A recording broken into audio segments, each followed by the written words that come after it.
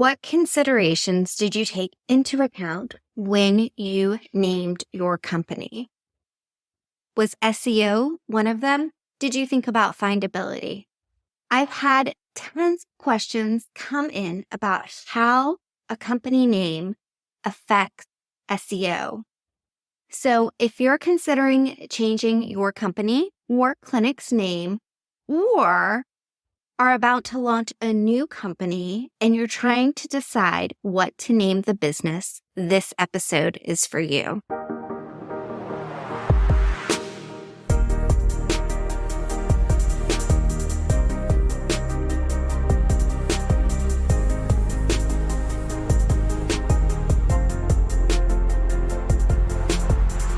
Hello, and welcome to the Propel Your Practice podcast. I'm your host, Darcy Sullivan with Propel Marketing and Design.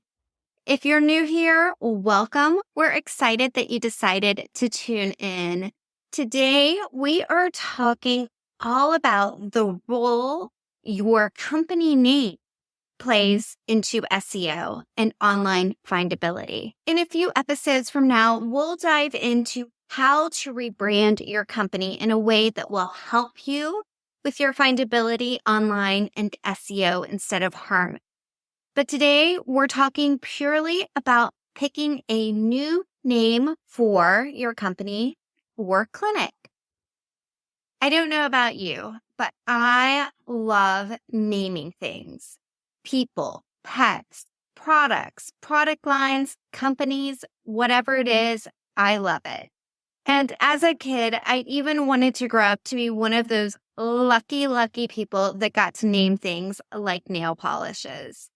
Needless to say, that did not end up being my occupation, but that's okay. Over many years, I have sat in many meetings about picking a name for a company or a new product line.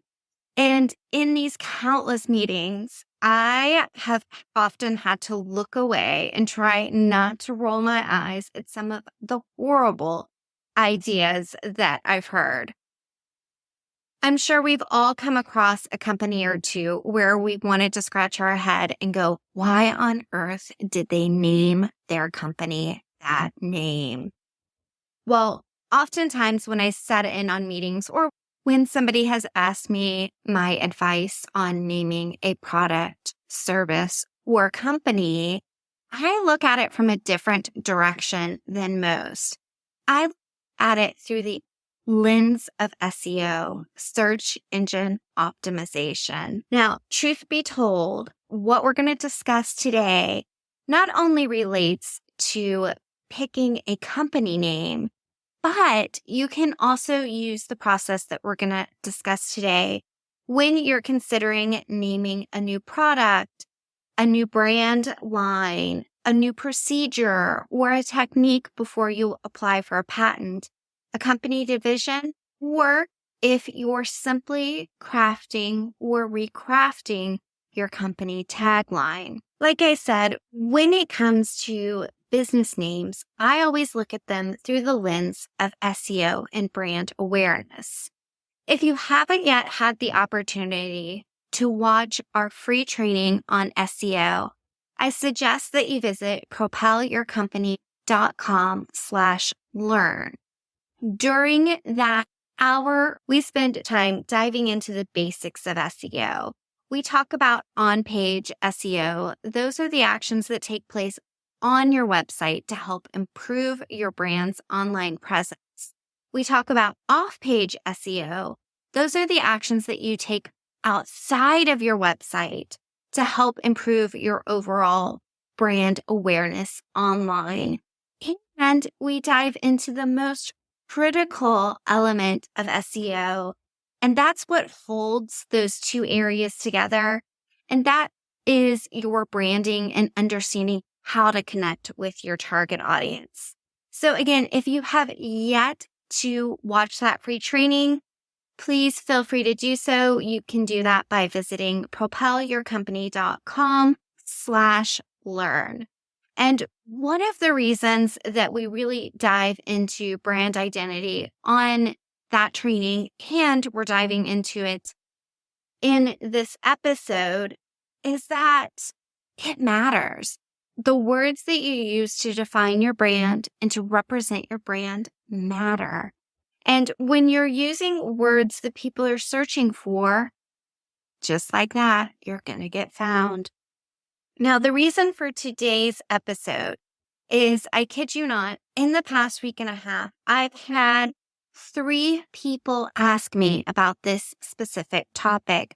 They have all wanted to rename their clinics and really wanted an SEO perspective about that. Now, this isn't the first time this has happened. We've worked with chiropractors for a number of years, and I've had a number of chiropractors, along with other clinic owners, ask for advice about either naming or renaming a company. And this comes up time and time again. The reasons for that really range from the fact that maybe they had originally named the company and included their last name as part of the company name. Now they're looking to expand, or they don't want to look like a one-person shop, or they're thinking of selling their company. Or maybe it's a clinic that highlighted a niche and now they want to move away from it. Maybe they had originally represented themselves as a sports chiropractor, but they're finding that being a family chiropractor is more profitable in their area. It could be because their competition has way too similar of a name. This came up recently. And even the company that had such a similar name to them had some really bad press happening. So you can imagine that they wanted to step as far away from the name that sounds like the other brand's name as possible. It could be that they want to expand the services that they offer. It could be that they had purchased a clinic. We've seen this happen before when somebody purchases a clinic and they're trying to rebrand, or it's a family practice that's been handed down from one generation to the next, and the new generation wants to make some modifications to the brand. It can also happen when a clinic is ready to expand, and maybe the original name just reflects the city where they currently reside, and they want to expand into other cities and other locations. Whatever the case, and there are so many of them, oftentimes when I ask the business owner, well, what made you decide to name the company what you did in the first place? They'll mention that they wish they would have given SEO some consideration before picking the name. Whatever the case, we're going to dive into ways that you can look at your company name through the lens of SEO to help identify opportunities for what your new name could be. And again, you can go through this process if you're considering just modifying your tagline, if you're naming a product or a service or a procedure. You'll just want to modify it slightly, but I think you'll get the gist of it. Well, before we dive in, I just want to mention that I absolutely do not want you to use near me in the title. I think we've all seen some of those ridiculous memes where it's like, oh, I guess they got SEO right. And it's like the dentist that says dentist near me or chiropractor near me. I am absolutely not suggesting that you do anything of that sort. I just wanted to get that out of the way right off the bat. What I do suggest you do is that you bust out a blank Google Doc. And what I want you to do is to just set a timer for 10 to 15 minutes and just do a data dump of any potential names that have been rattling around in your head. Anything that you think would be of interest worth considering. Put that list down and let it sit there. Let it sit there for a few hours. Let it sit there overnight. Just let it sit there. Take a walk. Do whatever you've got to do. Come back to it after you've let it sit for a little while. relook at the list and continue to expand the list after your mind has already worked through the first list that you've put together. So now you've got a list of your original potential names. You've got some ones that you've probably added on or that you've scratched out after revisiting them with a clear head. Under that, I want you to make a line, draw a line, do whatever, make a marker, do whatever you want to do, and write keywords. Under that, make a list of common keywords that people associate with your brand, your service, your type of company. Under that, write locations. For instance, I live in South Florida. There are many cities in South Florida. If I wanted to just target locally, I might want to target my city. I might want to target a couple of other cities around me. So I would include that in the list as well under location. After you've got your original list of suggestions, you've revisited it, and you've written down your keywords and locations, consider and see if you can work in any of your regional words or keywords as modifiers to include in some of your original concepts for your company name. Now, let's look at an example of this. Let's say that you are a chiropractor and you live in a city called Cityville. Well, you know, people are going to Google and typing in Cityville chiropractor or chiropractor in Cityville and searching online. It is much easier as a company to rank for the keyword Cityville chiropractor if that's actually your name than it would be if your company name was just simply Spine and Sport.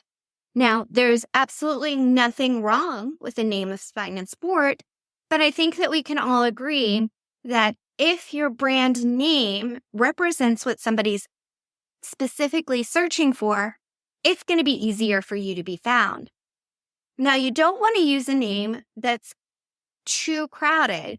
It might be after doing some research, which is what we're going to get into in the next stage, that you find that there's already 25 Cityville chiropractors, Cityville chiropractic groups, Cityville chiropractic, like it's already too saturated. So keep that in mind. But right now, we're just at that phase of just throwing it all out there. Just think of it like you're throwing the spaghetti at the wall, and we haven't decided yet what's going to stick. Now, when you're thinking through these names, we want to be unique. We want to be descriptive, but we don't want to go crazy. And I think of that episode in the TV show, The Office. Everybody in the office worked for Dunder Mifflin. And actually, as I say this, I can't say that I watched the UK version, but in the US, they worked for Dunder Mifflin. And the company was then bought by Sabre. But there was a whole episode and they went into all the crazy pronunciations. Is it Sabre? How do you pronounce it? So as fun as it is to get creative with your name, you still want it to be easy and recognizable when somebody sees it. And I think even as we see all of these new naming conventions for children, right? We're like, what kind of name is that? You see it written out and you're like, I have no idea how to pronounce that. We do not want that to happen to your company. So consider that we want to be able to look at the company name and be able to pronounce it with ease. Also, does it sound professional? Does it look like a one-person show? Are you considering the future? If, for example, you're considering using your last name in the name of your company, well, if you were to decide to marry and take on a spouse's last name, would that mess up the representation of your company? if you were to decide to take on associates or expand your company outside of it just being you as a sole primary person running the company, is that still a good representation of the company? Where do you see the company going in 10 years? Do you consider that you might want to sell the company later or franchise the company later or expand it for locations?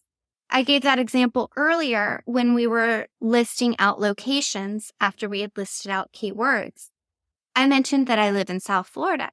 If I were a local business and I only was targeting one city, that's great if I had a city name in my actual company name. But what happens if I want to expand outside of that city? So keep that in mind. Once you've got this crazy Google Doc that is full of all of your ideas, go over to Google and do your research. You want to head over to Google and see what happens when you start to look up the names that you wrote down for potential company names. Are they already taken? What about the URLs? Are they available?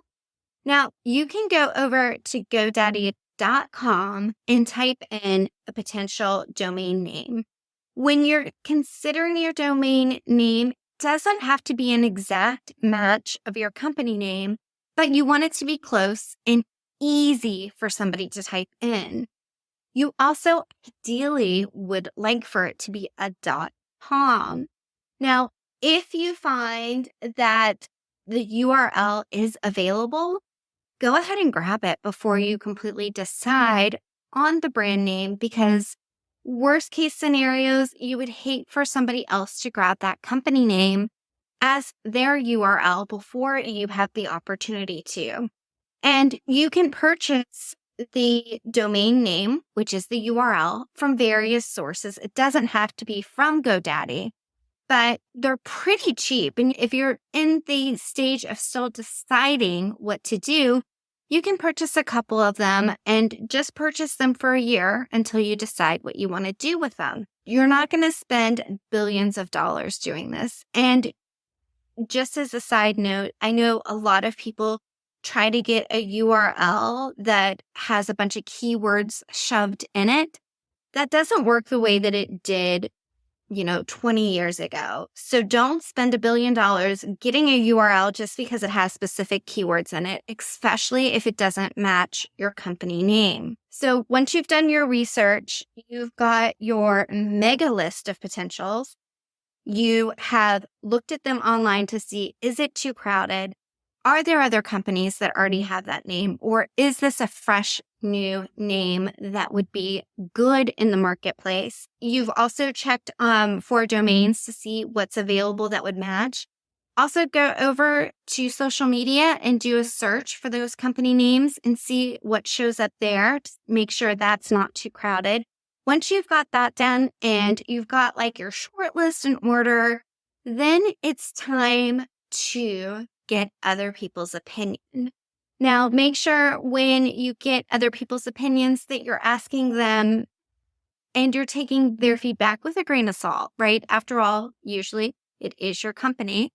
So we do want to make sure that you feel comfortable and confident with the name that you are going to pick, but it's a really great idea to not only go out and ask people that you know, but also get some opinions from, if you're renaming your company, your current audience.